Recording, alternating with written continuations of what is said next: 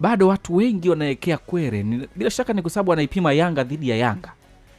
Sio Yanga dhidi ya timu nyingine, au ni Yanga dhidi ya timu nyingine kwa viwango vya timu nyingine zote za hapa nyumbani Tanzania na kile ambacho kinaonyeshwa Jangwani. Ukisema Yanga dhidi ya timu nyingine, Yanga bado iko juu. Wametoka kwenye hizi mechi za CAF Champions League.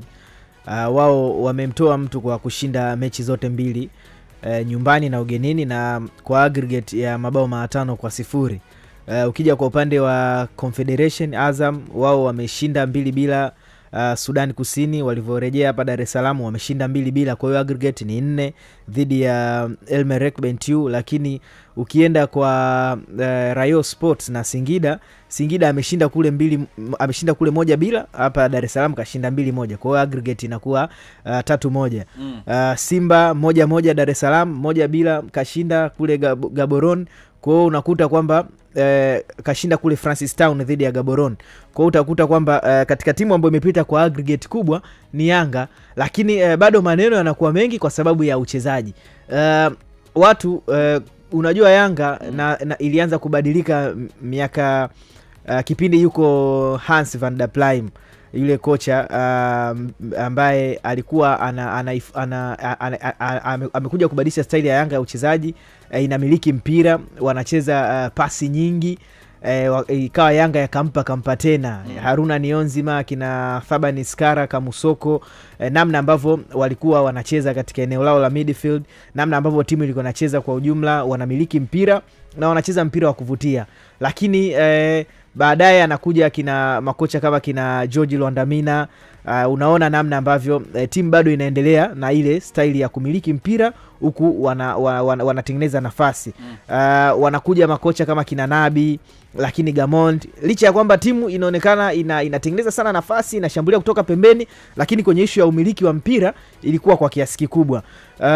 Amekuja mwalimu Saidi Ramovic ambaye yeye style yake ya uchezaji inafanana na huyu wa sasa. Wote possession sio shida zao. Wao wanachotaka ni pasi 2-3 wameshafika golini. Direct football. Sasa Yanga wametoka kwa Nabi, wametoka kwa Gamondi, alikuwepo Hans van der Plijm, wakampa tena. Timu inamiliki mpira na wanakwenda wanashambulia. Sasa hivi amekuja kocha mwingine ambaye yeye haamini kwenye kumiliki mpira, sio falsafa yake. Yeye anachotaka timu inaweza ikapiga mpira mirefu, mpira unatoka kwa beki au unatoka kwa goalkeeper unamfikia kiungo kwa washambuliaji. Pasi 3, pasi 4 mshafika golini. Kitu ambacho wanayanga wanaona kama timu yao haichezi vizuri, lakini ukija sasa kwenye impact inaonekana. Ni Yanga ambao wameshinda mabao 3-0 dhidi ya Pamba, ni Yanga ambao wameshinda ugenini dhidi ya Wiliete, ni Yanga ambao wameshinda nyumbani dhidi ya Wiliete. Katika hizo mechi 3 za kishindani msimu huu wamefanikiwa kushinda, wamefunga mabao 8. Sawa. Mechi yao nyingine dhidi ya Simba wameshinda bao 1. Ile mechi Simba walikuwa bora kuliko Yanga. Lakini unakuja sasa kwenye impact, angalia namna ambavyo Azizi Andambwile anapiga mipira kwenda mbele, angalia kina Duke Abuya wanavyopiga mipira kwenda mbele, angalia namna ambavyo timu haijabezi kwenye umiliki wa mpira, lakini mwisho wa siku wanapata matokeo. Kwa kwangu mimi bado na imani na Mwalimu Falls. Sio kocha mbaya. Wanatakiwa ngoja kwanza, viwango vya wachezaji na ubora wa klabu ya Yanga umepungua. Mimi siamini katika hilo. Ubora haujapungua na hata viwango vya wachezaji havijashuka, kwa sababu Pacome bado performance yake iko vile vile, na kizuri ni kwamba ameondoka Aucho, amekuja Musa Bala Conte ambaye uwezo wake haufanani na Khalid Aucho, lakini mwalimu ameendelea, anamweka benchi Musa Bala Conte, anampa nafasi Azizi Andabwile ambaye anaperform. Na katika hizi sajili nyingi za Yanga msimu huu bado hakuna sajili ambayo at least imeonekana kukliki. Ni sajili moja tu ya Mohamed Dumbia, ndo mchezaji ambaye akiingia uwanjani unaona namna ambavyo ana perform. Lakini wachezaji wengine kina Lasini Kouma naye kama umemfuatilia yuko direct sana, sio mtu wa kukana mpira, yuko direct mno. Sawa. Ukija kwa Musa Bala Conte nafasi yake bado sio ya kutosha, Azizi ndo anacheza zaidi. Ukija kwenye eneo la ushambuliaji Andy Boyeli alianza kuna mechi ambayo alianza dhidi ile ya Pamba, lakini performance yake ni Boeli ni mchezaji ambaye naye anakaa sana katika eneo lile anakaa na wale walinzi wa timu pinzani. Sio mchezaji ambaye ni mzuri kwenye link up play kama Dube. Unajua Dube na Boeli wakiwa mbele, Dube ana mchango pale ambapo inatakiwa yeye atengeneze nafasi kwa wenzie. Dube hicho kitu anacho na amekionyesha tangu msimu uliopita. Sio mshambuliaji wa kusimama asubiri atengenezewe nafasi. Kuna muda anakwenda pembeni, kuna muda unaona anashuka chini kwa ajili ya kuchukua na mipira, anatoa pasi, anafunguka, anasubiri, anatengeneza nafasi, kitu ambacho kwa Boeli hakionekani. Kwa hiyo kwangu mimi hata zile sajili mpya ambazo Yanga wamesajili bado hazijaonyesha ule ubora mkubwa ambao wana Yanga walikuwa wanautegemea. Kwa wachezaji ambao wanacheza na wana mchango kwenye timu ni wale wachezaji ambao walikuwepo tangu msimu uliopita. Kwa hiyo kwangu mimi bado naamini kwa Mwalimu Folz anatakiwa tu kupewa muda na aweze zile mbinu ambazo anawapa wachezaji na huu mfumo wake ambao amekuja nao waukubali, kwa sababu si ndio mwalimu ambao amempa timu. Ukikuna iliza tu. Nina jambo mimi nilikuwa nalifikiria. Unajua tunaweza tukakubaliana kutokukubaliana, na ndio inavyotakiwa. Maisha yataki kunyooka tu kila wakati. Lakini mimi naweza nikasema chanzo cha performance ya hii Yanga ya sasa hivi kuaje kwanza, maana hii Yanga performance imefanyaje? Performance ya Yanga mimi ninaweza kutofautiana na watu. Mfano sasa hivi tukitaka matokeo mazuri kwenye timu, tunahitaji timu icheze na kuscore. Lakini ikatokea timu haichezi vizuri na ina score, hapo kuna vitu viwili tunaweza tukavijadili. Inawezekana kocha ana matatizo ama wachezaji wakawa na shida. Lakini ukija kuiangalia Young Africans sasa hivi ambao tunaizungumza, kuna kauli moja alitoa Alikamwe jana ikanirejesha kuifikiria Yanga zaidi. Una Yanga ambayo imecheza michezo takribani kama 10. Yanga ambayo imeruhusu magoli 2 kwenye michezo ya kirafiki. Sijui unanielewa hapo Peter. Magoli 2 kwenye michezo ya kirafiki against JKT, against Rayon Sports. Kama kumbukumbu zangu zipo sawa. Ukirejea michezo ya kimashindano yote, kimweka Simba ndani, mweke Pamba ndani, mweke Wilieti, 2 games Yanga hajaruhusu goli. Hicho kitu cha kwanza. Ukija kuangalia kwenye ligi ya Tanzania, timu ambayo mpaka hivi sasa imescore magoli mengi, ukichukua magoli mechi za ndani za ligi, ukija kuchukua mechi za kimataifa, utakutana na Yanga. Lakini still tunamzungumzia Yanga ambaye mbovu. Ukija kuangalia kwenye uchezaji, Yanga namna ambavyo wanacheza sasa hivi ni tofauti labda na Yanga ambavyo ilikuwa inacheza zamani, lakini imemiss vitu vichache tu. Mfano kwenye eneo la build up, Yanga wanapoanza mashambulizi sasa hivi wapo vizuri kwenye eneo lao la chini, wapo vizuri kwenye compact, namna ambavyo wanacheza kwa pamoja ni the same kama ambavyo walikuwa wanacheza Yanga siku zote. Lakini utofauti wa sasa hivi na zamani ni kwamba zamani ilikuwa Yanga walikuwa na viungo wazuri ambao wana uwezo wa kuilazimisha timu mpinzani asifikirie kuja kushambulia, ila afikirie kwanza kuwalinda wao. Lakini sasa hivi Yanga washambuliaji wao ndio wanaohusika kuja kuchukua mipira chini kupandisha juu. Kuna kitu ambacho kimemiss kutoka kwa Khalid Aucho, ambacho inawezekana asiletwe kiungo kama Khalid Aucho akacheza vile anavyocheza Aziza Ndambwile. Mohamed Dombi akaja kwenye eneo la katikati pale, akaichezesha timu, alafu timu ikascore na ikaleta ile flow ya Yanga ambayo watu walikuwa wanaiona kipindi chote cha nyuma. Sasa hivi Yanga haina watu kwa sababu Mudathiri ni mtu ambaye yupo direct sana. Mudathiri akai sana na mpira. Akipata mpira anapiga pasi kwenda juu na timu inasogea. Yaani anataka mtu agongeane pasi wasogee kwa kupiga pasi. Akidribble mpira Mudathiri anapoteza mipira mingi miguuni kwake. Lakini Mohamed Dumbi akiingia kwenye eneo lile la katikati, ana uwezo mzuri wa kukota mpira na akafika juu akapiga kila pass na timu ikatengenezwa kwenye mfumo huo wa kiuchezaji. Kuna vitu vichache ambavyo Yanga anavimisa ambavyo ndio utakuja uviseme.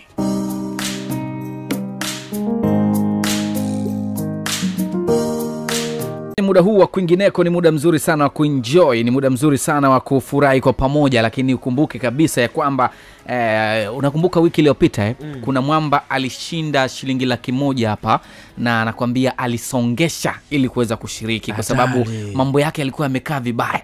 Akasema nafanyaje ili nitoke kwenye hili? Akasema usinitanie wewe, sinaweza kusongesha hapa Vodacom. Akavuta hela, akaweka kwa mshua, mambo ya katiki. Kwa hiyo kuna watu michongo yao inatimia kwa sababu tu Vodacom ni mshikaji wao wa nguvu. Kwa sababu Vodacom ni mwana wa kweli, na Vodacom ni rafiki asiye na mashaka, kwa sababu anakupa uhakika wa mawasiliano, alafu zaidi ya mawasiliano anagusa uchumi wako, anagusa na mambo mengine ya afya. Lakini pia kama una bills za pale nyumbani, bwana, ukitumia M-Pesa Super App ama tu menu yao ile ya nyota 150 nyota 00 alama reli, unaweza kulipia bills zote za serikali, siji shuleni, siji wapi, yani ni wewe tu uko zako chumbani, unapiga mruzi, unafanya malipo kila sehemu bila kuanza kuangalia kwenda kwenye na faili kwenye karatasi mingi kwenye maofisi ya watu, ukaanza kusumbuana na watu, ukute mtu ana mahasira yake huko nyumbani, mambo hajamkaa vizuri, amekununia, uanze kusema wahudumu sijui nini. Wewe tulia zako nyumbani, fanya malipo yako yote, alafu una enjoy. Vodacom ni zaidi ya mawasiliano, alafu raha kinoma noma. Karibu kwenye kwingineko, na bado tunazungumza kuhusiana na timu za Tanzania zinazoshiriki michuano ya kimataifa, tukianza na zile za ligi ya mabingwa. Tulianza na wekundu wa Msimbazi Simba, na wakati huu ni wakati wa kuwajadili Young Africa. Kimemisi Yanga, hicho kilichopungua hapo Yanga hapo ni kipi? Yani kilichopungua kwa Yanga ni upande wa kiufundi tu. Kuna vitu ambavyo mwalimu, kocha au unamaanisha nini? Yes, ambavyo mwalimu anaweza akavitengeneza. Ukija kuzungumza kwenye swala la kiufundi, kumjaji sasa hivi Folz kwamba ni kocha ambaye amefeli, inaweza ikawa ngumu kwangu, kwa sababu kwanza sasa hivi timu inapata matokeo kama ambavyo nimezungumza. Yanga sasa hivi inapata matokeo vizuri kabisa. Uwezo wa Yanga kufunga goli 2, yani hakuna shida yote. Na mtu anaweza akasema Yanga wanafunga kwa performance ama kwa uwezo wa mchezaji mmoja mmoja. Bila kocha, huo uwezo wa mchezaji mmoja mmoja kaka hauwezi kaonekana. Yani katika huo mchezaji mmoja mmoja ambao unaonekana, Pacome anaonekana kuwa bora kwenye huo uchezaji wake wa mmoja mmoja. Ndio huo uchezaji ambao Mpanzo ameshindwa kuonyesha akiwa Simba. Quality ambayo anaionyesha sasa hivi Diarra kwenye kikosi cha Yanga na anatengeneza clean sheet kwenye michezo yake, quality hiyo pia ameikosa kama la kuionyesha akiwa wapi? Akiwa Simba, kutokuruhusu nyavu zake kutikiswa kwenye michezo ya kimashindano, kwa sababu mpaka hivi sasa Diarra hajaruhusu kitu chochote. Na ukiangalia sasa hivi Yanga kwenye eneo lao la ulinzi wanapitika na Diarra anafikika kirahisi mno. Njoo uangalie mechi dhidi ya Simba, alikosa magoli Kibu Dennis ya wazi kabisa. Njoo uangalie mchezo dhidi ya Pamba, wametengeneza nafasi Pamba na Diarra amefanya save za maana kabisa. Rejea mchezo dhidi ya Ulieti amekosa nafasi za wazi, Diarra amefanya save za kutosha. Hiyo ni quality ya mchezaji mmoja mmoja, ambayo pia hiyo quality Simba wameimisi. Kwa hiyo ukija kuzungumza mtu akisema kwamba Yanga wanabebwa na performance ya mchezaji mmoja mmoja, hiyo performance haiji tu bure bure, inakuja pia kuna kitu ambacho mwalimu anakichangiza mpaka huyo mchezaji anaonekana kwenye hiyo performance ya mchezaji mmoja mmoja. Lakini wewe unasema kilichopungua ni masuala ya kiufundi. Ndio nakuja sasa hapo ndani. Ukija kumwangalia Yanga sasa hivi, Yanga na struggle namna ambavyo wanaweza wakashambulia mashambulizi kupitia kwa watu wa katikati. Lakini ukimtazama Yanga akishambulia kupitia watu wa pembeni, timu inapata matokeo. Mrejee Yanga aliyecheza dhidi ya Mudathiri, timu ikatengeneza eneo la katikati. Alafu njoo uangalie Yanga wakifanya mabadiliko, akiingia Edmund John kwenye eneo la mbavu, akiingia pia Ofen Chikola kwenye eneo za mbavu. Angalia Yanga ambao wanatengeneza nafasi kiurahisi. Ni tofauti na Yanga ambao ya msimu uliopita walikuwa wana uwezo mzuri wa kutengeneza nafasi wakipitia katikati. Kwa sababu gani? Walikuwa na wachezaji ambao wana uwezo wa kuchezesha timu. Yani hata kama Aziziki hajaperform kwenye kiwango bora, Aucho alikuwa na uwezo wa kudrive timu kutokea chini, wakasogea kwa kupigiana pasi yeye na Mudathiri pamoja na kina Pacome na kina Max, timu ikasogea ikaenda ikascore. Lakini sasa hivi kuna utofauti, kuna baadhi ya wachezaji ambao wameingia Yanga, kuna vitu vya kitofauti ambavyo wanavionyesha, na ndio maana ukimwangalia mwalimu akimweka Celestine Yeku, akimweka Lassin Kouma kwenye eneo la midfielder wacheze na Mudathiri, timu haiperform. Kwenye kimbinu kuna kitu ambacho wanakimisi ambacho ni Khalid Aucho kwenye eneo la katikati. Sasa option ya sasa hivi ni kwamba anaweza akamchezesha na Azizi Ndambwile akacheza chini. Azizi ni miongoni mwa wachezaji ambao wanapenda sana kudefend wakiwa eneo lao la chini. Yani ni mtu ambaye anapenda sana kulinda safu yake ya ulinzi, na ni mtu ambaye pia ana uwezo wa kusogea kwenye eneo la juu lakini asifike kwenye boksi na akapiga akiwa mbali. Azizi akifanya hivyo, kama akiwepo mtu ambaye ana uwezo wa kuwa ball carrier kwenye eneo la chini, facilitator kwenye eneo la kiungo la Young Africans, ambaye anachukua mipira kutoka kwa Azizi Ndambwile, anasogea nayo eneo la juu kwenda kutoa pasi za mwisho kwa washambuliaji. Kwa sababu sasa hivi ukiangalia pia Yanga ukimuondoa Dube sasa hivi ambaye ni mchezaji anakuja kuhusika kwenye kujenga mashambulizi kwenye eneo la chini, Yanga wana washambuliaji wengi ambao sio wa aina hiyo. Yaani ukimchukua Celestine Eku ni miongoni mwa wachezaji ambao wanapenda sana kukimbia direct football, aende juu akaende kufunga. Ukimwangalia Andy Boyeli ni mchezaji ambaye anapenda sana kukaa kwenye boksi lake. Sasa Andy anahitaji mtu wa kulishwa mipira, hahitaji mtu wa kuja ndani tuje tugongeane pasi, ijapokuwa ana uwezo wa kufanya hivyo. Rejea goli ambalo wamefunga Yanga juzi, yeye na Pacome waligongeana pasi kuifungua ngome ya timu ya Wiliete. Ilikuwa ni game against Pamba, goli ambalo alifunga Pacome ni Wiliete. Yes, alifungua nafasi, Wiliete walikuwa wamekaba kwenye eneo lao la juu, Yanga wanashindwa kufungua ngome, wakaja wao wakapigiana pasi, wanaingia ndani, Pacome akafunga goli. Hayo ni matukio ambayo yanakuonyesha kama Mohamed Dombi akiingia kwenye eneo la katikati pale, Yanga wana uwezekano wa kuendelea kutengeneza nafasi zao kama ambavyo walikuwa wanatengeneza kipindi ambacho Aziz Ki alikuwepo, kipindi ambacho Khalid Aucho alikuwepo. Hakuna uwezekano wa kuliziba pengo la Khalid Aucho moja kwa moja kumleta replacement ya Aucho ama mchezaji mwenye sifa za Aucho, lakini Yanga wanaweza wakaswitch kimfumo kutoka kucheza mpira ambao walikuwa wanacheza zamani kuja kutegemea mpira ambao anawezekana mtu akanatengeneza nafasi, timu ikawa inapata magoli na kupitia yeye. Na nikukumbushe juzi niliandika kwenye ukurasa wangu kwamba kwenye miaka yote hii ambayo Yanga wameperform kwenye huo ubora, Yanga wanafunga magoli mengi, lakini hakuna siku ambayo tangu mwaka 2021 kumbukumbu zangu zipo sawa, Yanga hawajawahi toa top assista wa ligi kutoka Young Africans. Lakini remind, Yanga ni timu ambayo inafunga magoli mengi, Yanga ni timu ambayo inachukua ubingwa. Kwa hiyo kuna kitu ambacho walikuwa wanakitengeneza zamani Yanga, kilikuwa sio lazima tupate mtu ambaye anaweza kana toa assist kila mara, ila timu inaweza kana na muundo wa kutengeneza chance kupitia timu. Na ndio maana ulikuwa unaona Yanga Aucho akiwepo ndani timu ina flow, ukiona Duke Aboya akiwepo ndani timu ina flow. Lakini kuna kitu ambacho hapo unaposema kwamba hata Aucho kipindi ambacho hayupo ndani timu ilikuwa ina flow, maana yake sasa hivi mbona Aucho pia hayupo? Kwa hiyo ukosa lipo kwa kocha, sasa ameshindwa kutengeneza mfumo vizuri ili waendelee kuflow. Mfumo mwalimu bado hajautengeneza, nakubaliana na wewe. Bado mwalimu hajatengeneza mfumo mzuri. Yupo kwenye sehemu ya kutengeneza mfumo. Na kitu ambacho kinamuia ugumu sasa hivi ni kwamba ana wachezaji wa aina mbili. Ana wachezaji ambao walikuwepo Young Africans kipindi chote, walishazoeana, wanajua namna ya kucheza pamoja. Lakini ana wachezaji wageni wapya ambao wamekuja kwenye kikosi, ambapo sasa anatakiwa kutengeneza mfumo wa kwake kwenye kikosi. Wakati huo akicheza na mambo mawili, kuwafanya wachezaji wageni kuingia kwenye kikosi cha Yanga kuzoeana na wachezaji ambao walikuwepo zamani, kuwafanya pia wachezaji wa zamani na wa sasa waingie kwenye mfumo wake ambao yeye utakuja kumlipa. Tuksa kutofautiana, yes. Kukubaliana kutokukubaliana. Mimi naomba nisikubaliane na wewe, lakini kwa hoja zangu.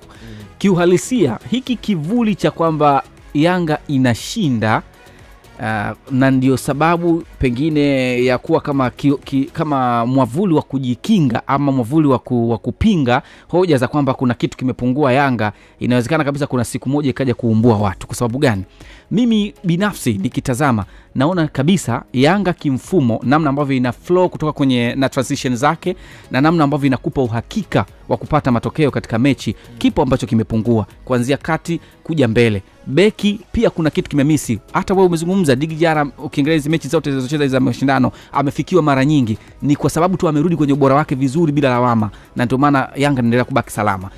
Tafsiri yake, Yanga toka imeanza hizo mechi za mashindano haijakutana na mpinzani wa kutisha makini. Simba ngoja nikwambie, Simba ndio Simba huyu ambaye hata tumetoka kumjadili hapa akiwa ameporomoka. Simba ndio tumetoka kumzungumza hapa, wachezaji hawajarudi kwenye fitness yake, na ndio wachezaji hata wanavyocheza mechi hawaeleweki. Ukija kwa Pamba, viwango kwa level ya Jigijara na level ya wachezaji wa Pamba unaona kabisa ni kwamba bado. Ukija Wiliete, ukiacha mechi ya Dar es Salaam ambapo kuna muda walikubali waliudhibiti mchezo wa kiasi kikubwa, angalia mechi ya ugenini walikuwa wanashindwa kufikisha hata pasi 8 za uhakika mbele ya Yanga. Kwa hiyo hiki kivuli cha kwamba Yanga inashinda, kwa hiyo usiangalie kitu kingine, namna ambavyo timu imepungua. Kuna siku utakutana na timu kweli, alafu ndio watu wataona kwamba ni namna gani ni kushinda. Kuna wakati pia kama umeshinda alafu umeshinda tu mradi umeshinda. Hicho ni kweli. Kwa 100% mimi nakubaliana na wewe. Lakini mimi hoja yangu ni kwamba yani haiwezekani from nowhere mwalimu akaingia kwenye kikosi alafu timu ikaanza kuperform muda huo. Kwani kocha ana muda gani? Tunasema kocha afanye vizuri kuanzia wiki 6. Kwani Fadlu alikuwa na muda gani Simba wakati tunaanza kumzungumza mpaka anakuja kuondoka, lakini bado alikuwa hajajenga timu? Kocha kumbuka Simba kocha alisema hana wachezaji wazuri, kwa ndio maana alifanya sajili. Kwa pengine hawa aliowasajili yeye angekaa nao kwa muda ndio angelaumiwa. Siamini. Ila Peter, hatutakiwi timu ambayo inashinda imeshinda mechi 2 za CAF Champions League, wameshinda mechi moja ya ligi na wameshinda mechi nyingine ya ngao ya jamii.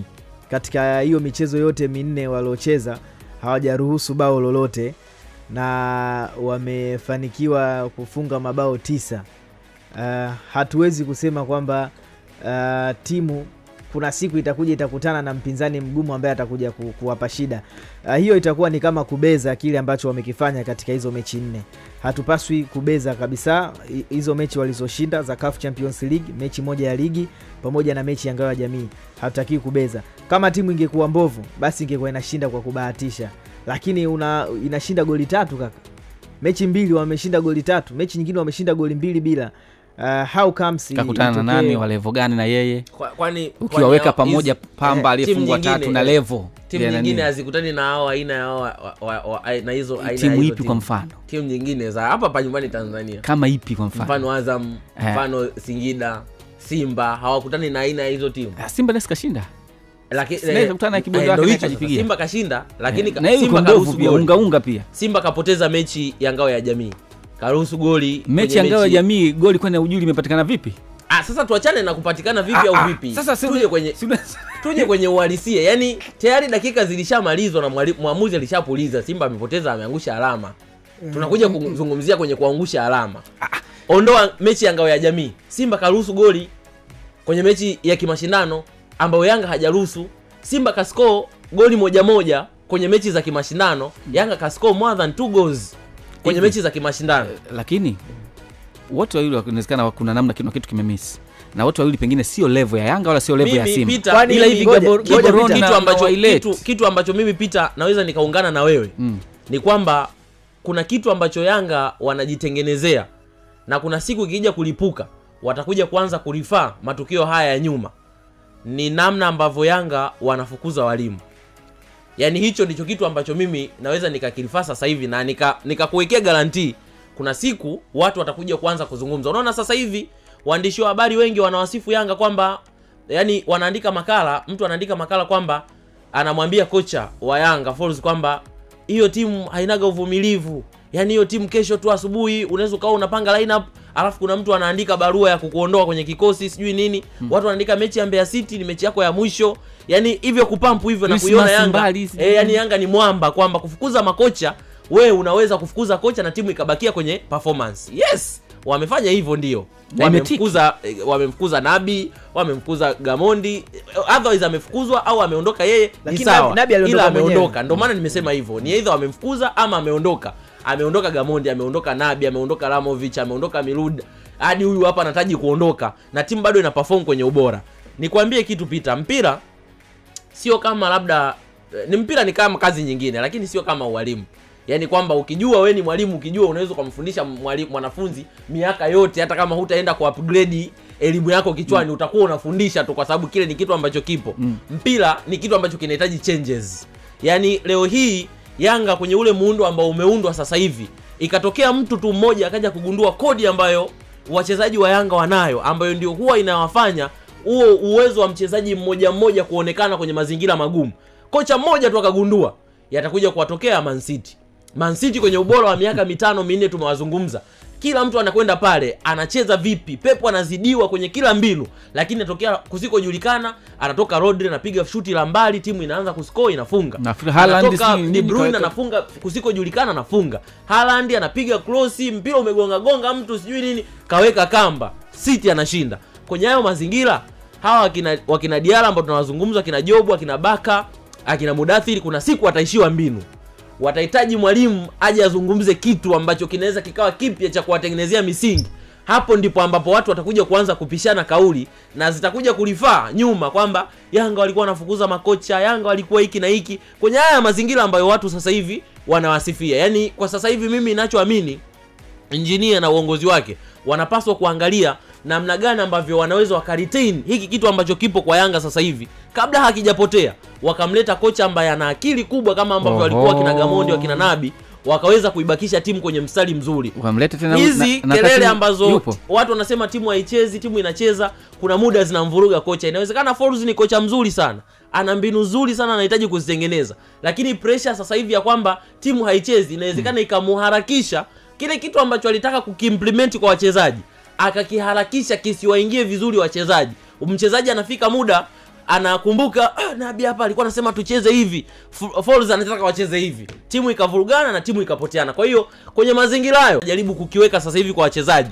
tumuache akitengeneze, kwa sababu still timu inapata matokeo na inaonekana kuna kitu mwalimu anakijaribu, lakini kuna sehemu kinampelea, kwa sababu bado wachezaji hawajaviingiza kichwani, na kuviingiza kwao ni kutokana na kwamba makundi mawili ambao wanao Young Africans, wachezaji wageni na ambao walikuwepo, ndio mwalimu ambacho kitu kinamsumbua, yani kufanya timu ipate mfumo mpya kwenye mazingira ambayo mchezaji mgeni anazoeana na mchezaji aliyekuwepo kwenye kikosi. Kuna maeneo ambayo mwalimu unafika kuna collision, yani kuna vitu vinagongana, kuna sehemu, kwa hiyo kuna kitu kinashindwa na mwalimu anakikosa kuweza kupata flow ambayo inaweza ikamaliza kila jambo. Kwa hiyo watu waache kumhesabia Christmas kocha Romain Folz, wamuache atengeneze kwanza timu japo muda walau na mimi pia kwa uongozi tu wa Yanga wanatakiwa kuwa na subira katika kipindi hiki. Uongozi hujasema kitu, wote kwa wanaendelea kumwaminia. Unajua hii pressure ni kubwa na naona afisa habari wao anapambana kweli mitandaoni kuapprove watu wrong kwamba wao wana kocha mzuri. Manake hii taarifa tayari, yani hili joto lishafika mpaka kwenye uongozi. Wanatakiwa waachane kabisa na hizo mambo ya nje. Watulie na kocha wao, wampe muda afanye kazi. Mimi naamini ni kocha mzuri, ni vile tu ukaja kubadilisha style, na hii ni changamoto ya wao kutokuwa na falsafa. Unajua ukiwa na falsafa ni ina kuguide wewe namna ya kutafuta mwalimu, namna ya kutafuta wachezaji ambao watafiti kulingana na falsafa yenu ninyi kama club. Lakini alikuja Saidi Ramovic ambaye mpira wake ulionekana hauendani na Yanga jinsi ambavyo wanacheza, lakini amekuja safari Romain Folz ambaye naye anaonekana mpira wake hauwavutii mashabiki wa klabu ya Yanga. Kwa hiyo uongozi sasa hivi wanatakiwa kutulia na kumpa muda mwalimu. Muda ndio hakimu wa kila kitu, ambaye ukimpa mtu muda unaona namna ambavyo atafanya. Lakini kwa mimi ambacho nakiona uwanjani, naona ni mwalimu mzuri. Kama tu wachezaji watakliki kwenye mfumo wake, watakuwa na timu nzuri tu, hakuna shida yote. Mfumo wa mbele kwa mbele. Mbona mzuri tu, kwani timu ngapi zinacheza hivyo? Bwana wewe pia unaweza kutuandikia na kwenye kurasa yako Instagram na kurasa nyingine za mitandao yetu. Alicheza mchezo wa Yanga Day ile wiki ya Mwananchi, wakapumzika, ilikuwa tarehe 9 12, ilikuwa tarehe 12. Wakapumzika takriban siku 3 hivi, wakacheza tarehe 16 ngao ya jamii na Simba. Hawakupumzika, kesho yake asubuhi wakaamsha, wakaenda kucheza mechi yao ya kwanza dhidi ya Wydad. Wakarejea hapa wakacheza mechi ya ligi. Hawakupumzika, wamecheza mechi ya kimataifa. Hawajapumzika, wameondoka, wanaenda kucheza Mbeya City. Kaka, tukizungumza physical, wachezaji wa Yanga wanavyoonekana kuwa fiti uwanjani, tuwe tunakumbuka na mfululizo wa hizi mechi ambazo wanazicheza, na still timu inaweza ikafunga magoli mawili. Yani hapa ndipo watu inabidi tuwe tunaelewana, tukizungumza kwamba timu ipo fiti kimwili kwa mchezaji mmoja mmoja. Yani ukiangalia namna ambavyo mwalimu anafanya rotation na inawalipa kupata magoli mawili matatu, watu wamvumilie. Huyu mwalimu ana kitu. Kuna kitu nataka nizungumze kuhusiana na Azizi Andambwile. Unasikia vita? Kuhusu Azizi Andambwile. Imekuaje mbona ghafla? Azizi bana, wanakuwa surprise, wanapata mshtuko kuona Azizi ana performance ya kiwango hiki.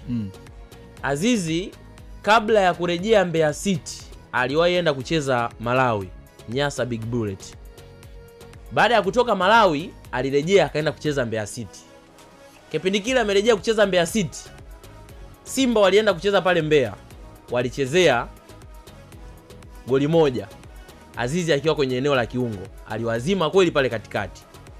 Mbeya City alikuja kucheza na Yanga hapa, walitoa sare, Azizi aliwapoteza pale kwenye eneo la katikati. Kipindi kile walikuwa hawatoi tuzo ya mchezaji bora, lakini kwenye hiyo michezo yote miwili watu walimwandika vibaya mno Azizi Andambwile kwenye kile ambacho alikifanya. Na moja ya vitu ambavyo watu wanaweza wakawa na kumbukumbu nzuri, nakumbuka gazeti la Mwanasport ni miongoni mwa magazeti ambayo huwa yanatunza kumbukumbu. Kama mtu anataka arejee, aende akaangalie kwenye gazeti la Mwanasport, aandike kwenye mitandao. Mwanasport walimwandika mechi zote mbili Azizi Andambwile kwenye kiwango ambacho alikionyesha. Sasa maana yangu ni nini? Maana yangu ni kwamba miongoni mwa vitu ambavyo sisi tunavimiss kwenye soka la Tanzania kwa wachezaji wazao ni consistency ya viwango vyao, muendelezo. Yes, yani ndicho kitu ambacho huwa tunavimisi sana kwenye wachezaji wazao wengi. Sasa hivi tunavyozungumza wachezaji wenye consistency Tanzania, sasa hivi ukimuondoa Faisal kwa wachezaji wazao kwenye namba, kwenye kiwango, unakuja kuokota wachezaji wachache sana ambao wana hivyo viwango. Sasa hivi njoo mtazame Azam, Pascal Msindo, mtazame Usajo Mwaikenda, mtazame Adolf Mtasigwa.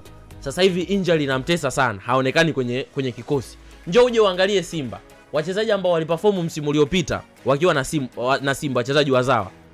Edwin Barua hayupo sasa hivi kwenye kikosi.